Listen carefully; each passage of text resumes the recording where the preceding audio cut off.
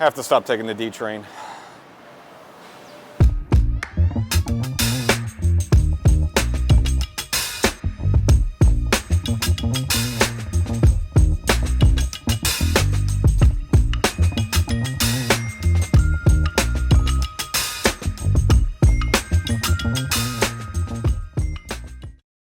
Welcome to Section 420, Talkin Yankees. Well, can you believe it? We're into our 9th season here of Section 420, Talkin Yankees, but maybe kind of more importantly, maybe not, we're actually in the 2024 baseball season. Actually kind of started a little while ago with the whole Los Angeles Dodgers and San Diego Padres playing out their career, but nevertheless, more importantly, we're in the Yankee season. So we're kind of finally, as we're kind of going in here, we're kind of finalize the roster. There's a couple of decisions made late. Of course, a little bad news regarding DJ LeMahieu, but maybe not that bad. Get into all that. A little quick review of the whole exhibition game out there, Mexico City against Diablo Rojos. Didn't say much, but kind of just a few interesting things, more facts about Mexico City and baseball there in general.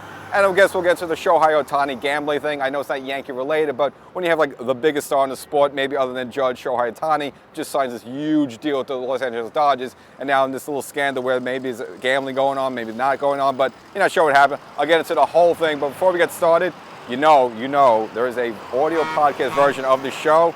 Even the truck drivers love it. Section 420 Talkin Yankees. So wherever you get your favorite podcast, Section 420 Talkin Yankees. I know you like to see me. I know you like to see the stadium, but you want to hear me more often. So make sure you subscribe to the podcast. Get updated there more often. That's into the 3rd season. We're into the 9th season. You want to cover all the bases, so make sure you subscribe. And of course, we know the big blow to the Yankees, at least on the injury front, is with Garrett Cole not going to be available to start the season. Maybe not going to be available for the first 2 months of the season. But of course, as the weeks were going along in spring training, the Yankees had some other issues, mainly with Aaron Judge, with his core issues. Now that seems to be, he kind of came around for that. Of course, he didn't make the trip to Mexico City, but you want to really see who's going to do that. But of course, the big ones with DJ LeMahieu there, because you were hoping he would have a big bounce-back season. And of course, he hasn't really recovered from his injury. Of course, fouled the ball off his foot in that March 16th game. Now, of course, they took the x-rays the next day. Turned out to be negative. It's sort of a deep bone bruise. But again, this is on his right foot. This is the foot he's had problem with for the past couple of seasons. Remember, in 2022 season, basically, he was kind of dealing with it the whole way. Never really fully recovered. Never got the surgery on it. So it turns out he's not going to be available there for the season opening down in Houston. Because they figure with the foot, they just see there's been a lot of swelling. The pain hasn't gone away, and they still want to push him, so they want to keep him off the feet.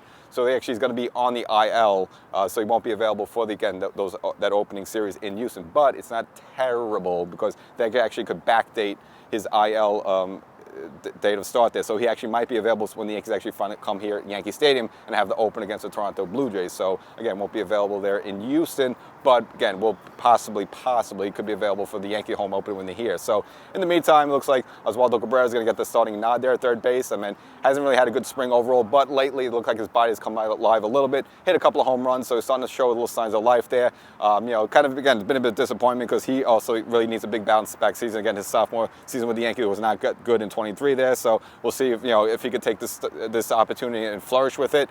Hopefully, now this would have been a great opportunity for Peraza, but we know obviously he's dealing with his own shoulder situation. So really, by de facto, it seems like really Oswaldo Cabrera will get the opportunity. So hopefully he takes this. Maybe something just clicks in where he can finally compete for the job and make it tough, to take it back from DJ. That would be the best thing, but we'll see how it all goes. But unfortunately, again, no DJ LeMahieu to start the opening series in Houston. And of course, with Garrett Cole out, the Yankees are down a starter, so it's kind of a situation like, who's going to take that job? Now, the Yankees did have a number of options. So, of course, we had Luis Gil, who's been throwing outstandingly this spring, and coming back from the Tommy John surgery. Again, he was shut down late 2022 season, had to go down to TJ surgery, missed all of 23, and the spring has been very impressive. So he actually ends up winning the job. Of course, the Yankees did have some other choices. You had Luke Weaver floating around out there, Will Warren, Clayton Beeter. Now, Beeter will make the bullpen. I'll get into that a little bit later. But Luis Gil, outstanding this spring, really stands out, and really should be of no surprise. And we got the stats here, so just to prove it here. So, we'll go to our trusty baseball reference stats here. So, now, he participated in 5 games in spring training. Now, 3 of those were starts. Posted a record of 2-0. But this is a really important thing. Look at the records, look at the strikeout ratio, look at the walks and stuff like that. That's really makes the determination there. So he had 15.2 innings, 23 strikeouts. So he's almost averaging like more strikeout than inning. And if you look at his final start there, his tune-up start against the Phillies there, had a dominating 8 strikeout performance in this couple of innings there. So he's really been striking people out, and that's probably what they're looking for. Looking at people with swing and miss stuff. So that's probably got the job. Did have 6 walks, so can't kill the guy. And overall had a ERA of .87 there. So he had an outstanding spring. He earned the job. And if you want to go back to 22 there, he was impressive. He was coming up, and the Yankees were using a lot, but unfortunately he did go down with the Tommy John surgery. So now he's getting an opportunity here.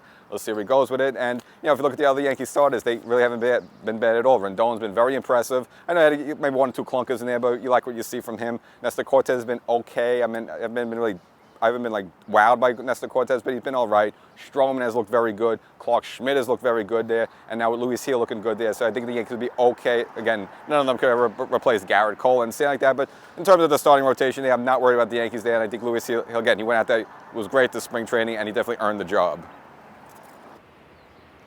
And I guess might as well on the subject, we'll get to the bullpen. And as you mentioned before, Clayton Beeter. Now, again, he's the guy that Cashman got in that trade for Joey Gallo, got him from the Los Angeles Dodgers there. And again, it turned out to be a good trade for the Yankees to ship out Gallo and get Clayton Beeter. Again, he's been quite good for the Yankees and quite impressive this spring. And again, he was in the mix there, possibly being the 5th starter for the Yankees. And maybe that's something you'll see down the road. But he will be part of the team list to start the season, and that will be in the bullpen. Again, the Yankees are a little bit light there. Again, Cashman didn't really do too much with the bullpen in terms of spending too much money in the offseason there. Again, a lot of these kind of pickups and, as I call them, the Dollar Tree moves there. A lot of minor league camp invites and so forth. But if you look at all these guys that bought in terms of who's going to get the nod, at least there for the season opener, it's going to be both Clayton Beeter and Nick Birdy. So now this is mainly because Tommy Kahnle's still been slow to recover. Again, he's kind of trying to work his way back, but he's not going to be there to start the season. So once Kahnle joins the team, then you'll probably see either Birdy or Clayton Beeter get sent down there. Now, the kind of the backstory of these two guys is that really with Birdy, now he's 31 years old. He's actually one of the rare players who actually gone under 2 Tommy John surgeries. So, he's 31 years old, but he's still kind of like almost a rookie in a way there because, again, he has a lot of setbacks with injuries there. Now, with Clayton Beeter, he actually has options. So probably once Kahnle does rejoin the team at some point, Beeter will probably be the one to be sent down because, again, the Yankees have more options on Clayton Beeter. Not the case with Nick Birdy. With Nick Birdy, the way his contract is structured, he has to be on the 26-man roster by April 15th. Otherwise, he might be able to opt out of his deal, and the Yankees don't want to lose him. Seems like he has a good lively arm, even with these Tommy John surgeries. They're still high on him, so they're going to bring him in. So at least inside the season, you'll see both Clayton Beeter and Nick Birdy there. But probably once Kahnle is ready to join the Yankees, it'll be Clayton Beeter as the person being sent down. And you might think about Jonathan Loaisiga. Again, he was kind of slow to start spring training there as he was working his way in.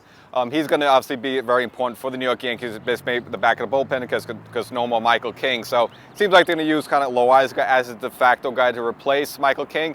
And it kind of makes sense, really. If you look at both of them, they both came up as starters, both Loaisiga and King. Never really worked out too great as a starter, but they've been, again, more beneficial as a bullpen relief person. Of course, Michael King was so good at that role that he was good trade bait to send out to San Diego. So now the Yankees need someone to fill that void, and that will be Jonathan Loaisiga. So the Yankees plan to use them, same thing they do with Michael King, for multiple innings. So, for example, he might come in the 7th inning to finish the 7th, and then come to get the next 3 outs in the 8th inning. And I think it's a fine role for Loaisiga. He can handle, again, in terms of the workload. Again, he originally came up as a starter, so him going multiple innings hasn't been a big deal.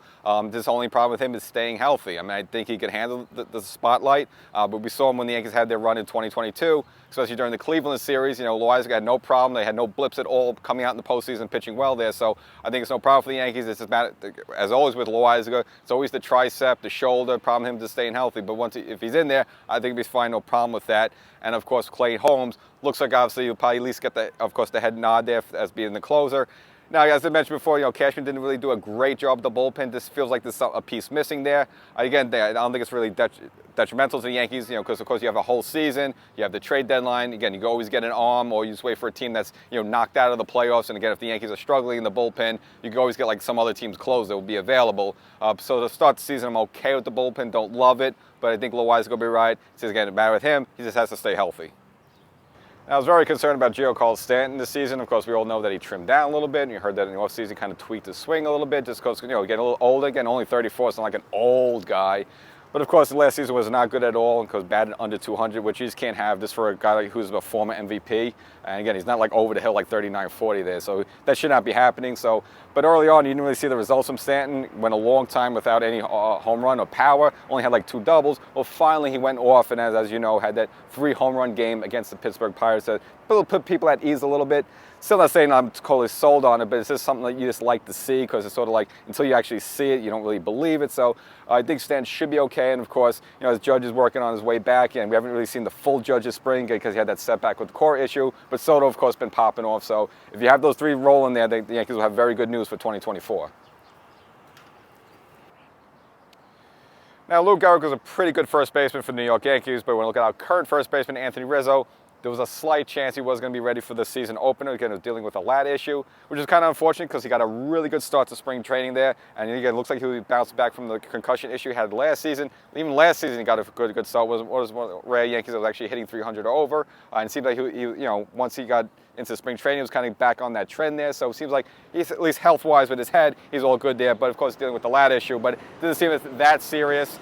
So should be available to start the season. And that's good for the Yankees because in terms of depth, they have a little bit of issue at first base because really DJ LeMahieu was going to be a backup first baseman. Well, as we mentioned at the beginning of the episode, LeMahieu's at least not going to be there for the Houston series. He may be there for the home opener and the Yankees return to face the Toronto Blue Jays, but at least for that first series in Houston, the Yankees are going to be a little thin there if there's an issue with Anthony Rizzo because you don't have any backup first baseman. I guess the Yankees could figure something out if they really have to, but it seems like that won't be an issue, and then Rizzo should be there to start the season and play all those games in Houston.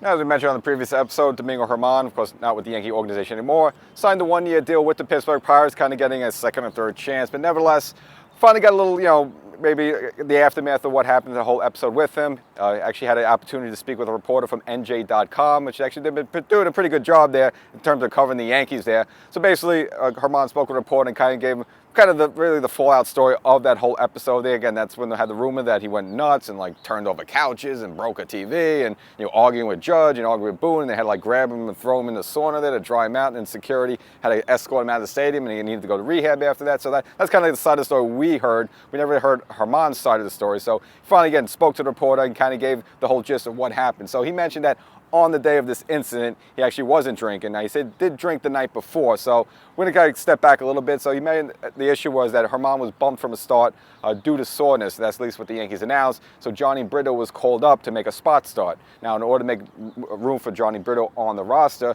the Yankees had to send Rob Marinaccio down to the minors there. So basically, as this news is going on that day, supposedly Germán, again, maybe he's a little peeved that the Yankees bumped him from the start. Maybe he figured that even though he saw he could have made the start, but they bumped him. Maybe he's a little upset. So supposedly he was playing loud music, as supposedly Rob Marinaccio was at the locker next to him, getting this news that he's now being sent down because Brito's coming up there. So I guess maybe some Yankee players or some people feel maybe it was a little disrespectful to do that. Maybe he should just be a little quiet there because obviously it's not a good situation. It's kind of a sad situation. He knows a young guy will be up anyway, but nevertheless, maybe just rubbed people the wrong way. So that seemed to be really what ignited it up. Now, the actual game itself, if you remember Johnny Brito, he actually got lit up bad. He got bombed. And then they brought Germán out from the bullpen to actually relief pitch in that game, and Germán threw 5 shutout innings there, put zeros up on the board. So a lot of people scratching their head and say, well, you bumped Germán for the start, you spot start Johnny Brito, he gets bombed, and then you bring Germán out of the bullpen. Well, apparently Germán was available to play that game, so why did you sit him down there? So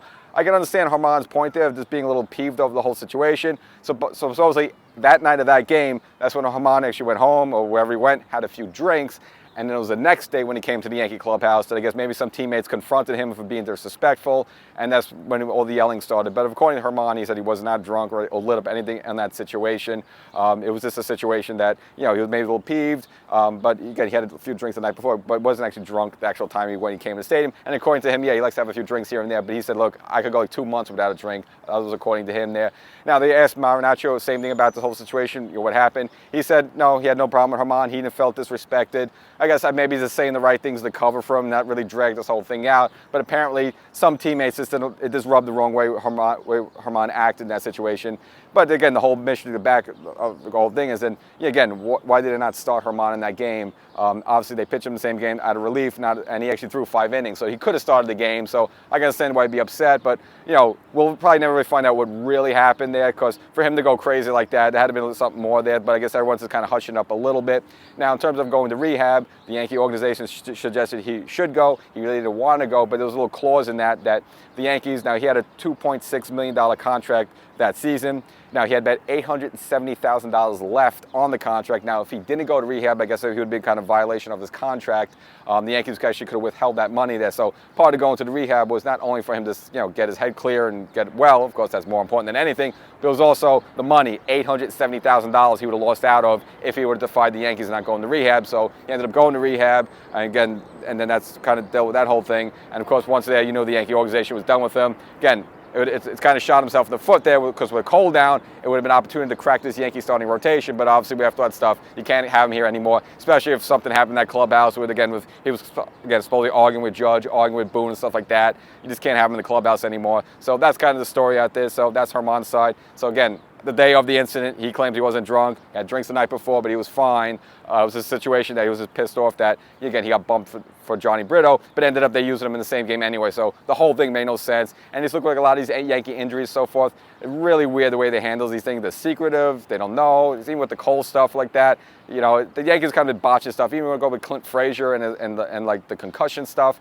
Yankees are really weird for whatever reason they handling and just breaking the news on these injuries and the way they withhold players. And you even see pitcher Luis Severino when the Yankees kind of held him back for a chunk of the 2022 season, saying he was fine the whole second half of the season. The Yankees were kind of holding him back because, complaining of soreness.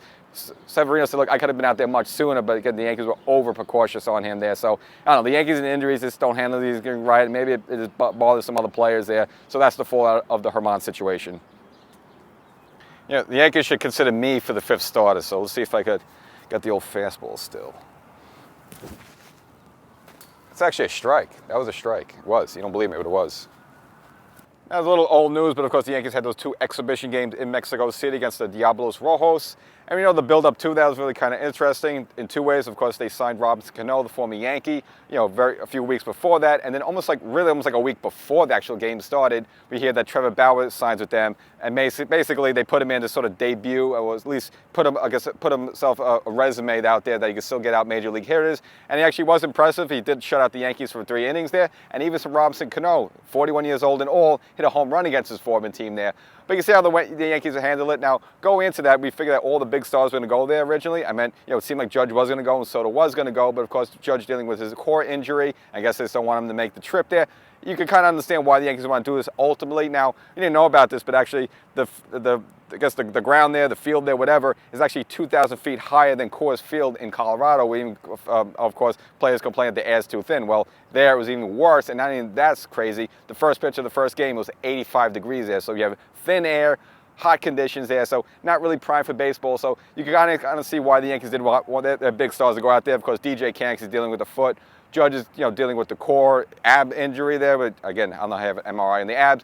Now, you figure at least Juan Soto would go there, but they actually held him back, saying that he's going to stay in town to work on his swing. Now, I just don't believe that at all. I just think it was more of the case that the Yankees just don't want their big star, especially Soto, to go out there and just deal with that air and the conditions and just get tweak something there. So you didn't really see the Yankees A lineup out there. Of course, Stanton did go out there. And he complained about the air. He said he felt it right away there. And, of course, he wore the Lubidor mask, which does not help the oxygen at all, so I don't think that was a good move by him. But the Yankees ended up losing both games there. So now the second game, they actually did have a 5-0 lead. They ended up blowing that late in the game. Again, the Yankees don't have that A-plus bullpen out there. So, again, you would think they'll at least win one of those 2 games against the Diablos Rojos, but nevertheless, unfortunately, they dropped both. Cano hit a home run, and of course Trevor Bauer, impressive in his 3 innings there. And again, he's trying to fight there, get himself a major league baseball job there. It seems like no team wants to sign him. Now you might think with the Yankees, hey, with the Cole situations, hey, we could kick the tie on Trevor Bauer. Again, a very good pitcher. He has, of course, he was saying in his prime years, but of course comes with a lot of baggage. I don't want to get into the whole thing that he was dealing with over the past 2 seasons there. But again, even though he's impressive, even at the top of his game, even if the Yankees need a starter with Cole down, as I said before the game, and I'll say it after the game, I do not want Trevor Bauer at all. I just think this the baggage he brings to the team. Not really as much anymore. It's just because reporters are going to be asking about it. He's going to do goofy stuff. He does weird stuff. He posts weird things on Twitter, and also now it's X, and stuff like that. So you just don't want that type of attention for the team. And I know I saw right after the game, a lot of Yankee fans like, oh, man, that's Cano's. Bring him back. Come on, you're not bringing back Cano. Look, I know he hit the home run great, but again, it's razor thin air. Maybe me on my best day could maybe possibly get one to the warning track if it's wiffle ball. But again, no, I would not consider bringing Cano to the Yankees there, man. Even though, yes, they do need another infielder there and stuff like that. But, again, he's 41. You see him his last couple of years in the majors here with the Mets, with San Diego, with the Atlanta Braves. Again, the guy is finished. He can't do it. Only job he could get is a team like the Diablo Rojos or play with Japan there. So I don't want any Cano there. And, of course, definitely don't want Trevor Bauer. Oh, yeah, another one. It's a good thing here to shoot at the stadium. At least this is the old Yankee Stadium. They use it for playing baseball, and you always find free balls. So now that I got 2, I got to try to juggle. Now, you might have heard some headlines or saw some headlines regarding Shohei Ohtani and gambling debts and his interpreter maybe stealing money, stuff like that. And you're like, what's going on here? Well, again, not really Yankee related, but it is important because, of course, Ohtani, again, perhaps the biggest star in baseball, just signed that $700 million contract. Again, not only the big star, of course, this for the Dodgers, but of course, a Japanese star as well. So this story's gotten a lot of attention. You're not sure what's going on over here. So it looks like we finally got all the fallback of really what happened here. So basically, it was his interpreter, a gentleman by the name of Ippi Mizuhara. Now, he's been with Ohtani for several years, even go back to Ohtani's Angels day. He's getting Ohtani's interpreter. So apparently, he's been stealing money from Ohtani to cover his own gambling debts. Now, people raise eyebrows. People figure, wait, is this really Mizuhara's gambling debts, or is this Ohtani's, using him as a front, and he's making bets on behalf of Ohtani there? So that's, of course, what Major League Baseball is investigating, because you can't have players involved in gambling. And we've seen this over the past couple of years. Obviously, NFL's cracked down on a couple of players that were, doing stuff like that. Of course, we know the biggest one in baseball is, of course, Pete Rose, still locked out of baseball due to his gambling situation back in the late 80s. Again, as a manager, he was caught betting on baseball there, and again, he's been pretty much blackballed since. Again, he should be in the Hall of Fame, but of course, they're not going to let him. Probably wait until, he's on his last breath on his deathbed finally, maybe they'll let him in there. But of course, now it's kind of hypocritical. You keep Pete Rose out, but now you have your biggest star in the game with possibly him getting involved in gambling, stuff like that. So it was a situation that Major League Baseball had to investigate. So here's all the fallout. Seems like actually, at least to this point, seems like Ohtani, had nothing to do with this. It wasn't gambling. Wasn't like sending this guy Mizuhara to gamble for him. This was completely this guy stabbing Ohtani in the back, stealing from his account. Now, it looks like the total is $4.5 million that he took from an account, from Ohtani's account, to cover these gambling losses. Now, how this all got started is that there's a gentleman by the name of Matthew Boyer. I guess he's a bookkeeper that he was under federal investigation. So that's why people were looking at this operation to begin with. And I guess Mizuhara was communicating with this gentleman to make bets. Now, according to the Matthew Boyer guy, even though, again, he's under investigation, he said he had no direct contact with Ohtani. And again, he gave indication that this had nothing really to do with Ohtani. Again, he only dealt with this gentleman, Mizuhara, here. So it seemed like this was Mizuhara going to go behind Ohtani's back, taking money out of his account to covering the gambling debts there. So it still raises a little bit of eyebrows because, yes, some guys, your interpreter, is your friend, stuff like that, but how does he get access to his account? So why do they have a shared account? And why do they have a shared account with so much money? Okay, he's your guy, he's your interpreter, you travel with him, maybe, okay, guy needs money for, food, hotel, things like that. All right, maybe give him a little spending expense. I know Ohtani, again, he's got $700 million, so what's $4.5 million to him? But still, that's still a lot of money you give someone access to. So it still raises a little question as why you have this account with so much money in it, and you give someone, again, a working partner, more or less, even if it's like a best friend, access like that, just to pull millions out, and you don't even know about this. So still a little bit fishy there, but on the surface, Major League Baseball so far to this point has looked at the situation, and even some reporters have looked at it. Again, these wire transfers really will caught people off there, so that's why I kind of put attention on this whole thing.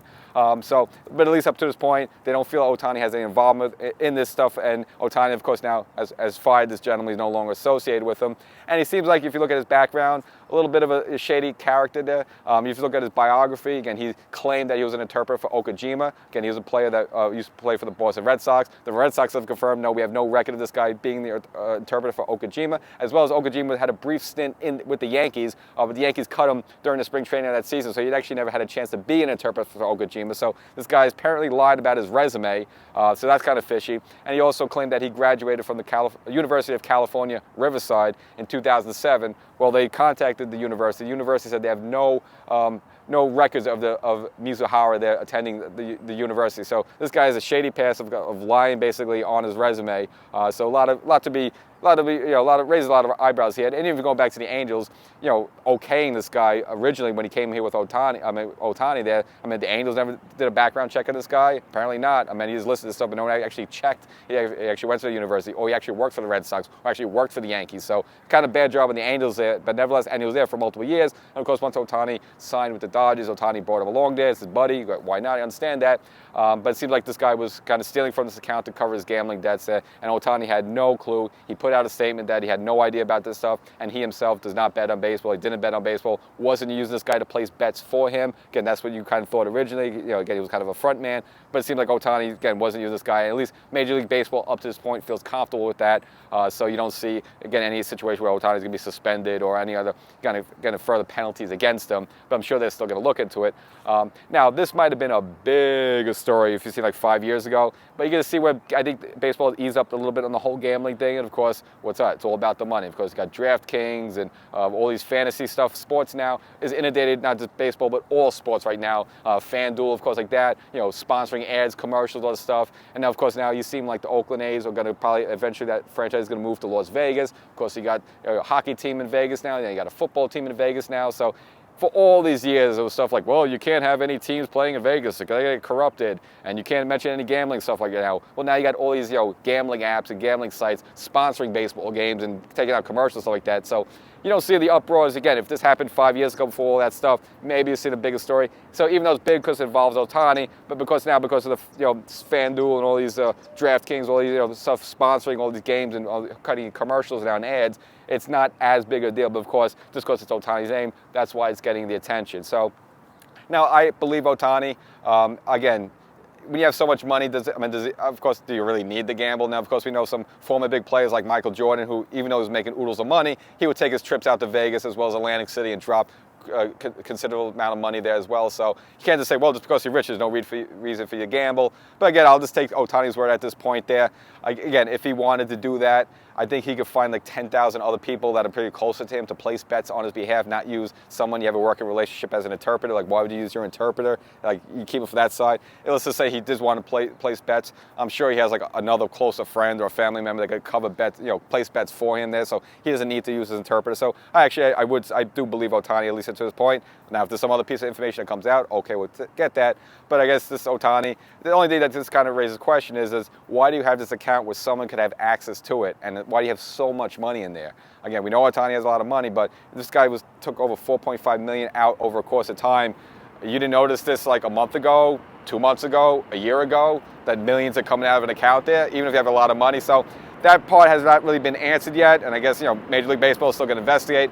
Maybe at some point we'll get an answer, but at least at this point, it just seemed like Ohtani was fleeced by this guy, and this guy again has a shady past. Again, seemingly did not work for the Red Sox, did not work for the Yankees, seemingly did not go to the University of California, Riverside. So it just seems like it'd be a fraudulent gentleman that just happened to catch Ohtani at the right time. And guess Ohtani, he's a young guy, he's only 25. So when they first met, he was only like maybe 21, 22 there. So it's a young kid coming to the new country, maybe just bright-eyed, wide-eyed, and stuff like that. So this guy comes, takes advantage of you. It's possible. But still, the question that has to be answered is, why do you have this account set up, and why do you have this guy who's your interpreter has access to pull money out of it? So that's the question that still remains to be answered. We'll see. But at this point, again, I side with Ohtani. I just don't think he had any idea this happened. But again, all remains to be seen. So that's the episode. Hope you enjoyed it. Now we have a whole season ahead of us. And of course, if you have a bad taste in your mouth where the Yankees ended up last season, 82-80, you kind of get it out of your mouth right away because now we got a fresh season here. Of course, cold going down is a bit of a bummer, but a lot more optimism when you start off the season 0-0. And to fine-tune some things in case you yawned, you fell asleep, went to the bathroom a little bit, Luis Hill will be the de facto fifth starter until the Yankees either make a move or Cole comes back in the future or something else crazy happens. And of course, the Yankees fine-tuning up there the roster as they prepare to start the season. Clayton Beeter and Nick Birdie, they will be there in the bullpen there, so the Yankees are pretty much set with the roster there, and maybe you have to wait an extra week before you finally see DJ LeMahieu and the bruised foot. So that's the episode. If you're watching on YouTube, you haven't subscribed yet, make sure you do that. If you're watching on TV, you got a little bit more responsibility, you got to go subscribe on YouTube, as well as go wherever you get your favorite podcast, Section 420 Talkin Yankees, again, the audio podcast version of the show in its third season, but we're here in the 9th season of Section 420 Talkin Yankees, the visual version. Hope you enjoyed the episode. I got to go.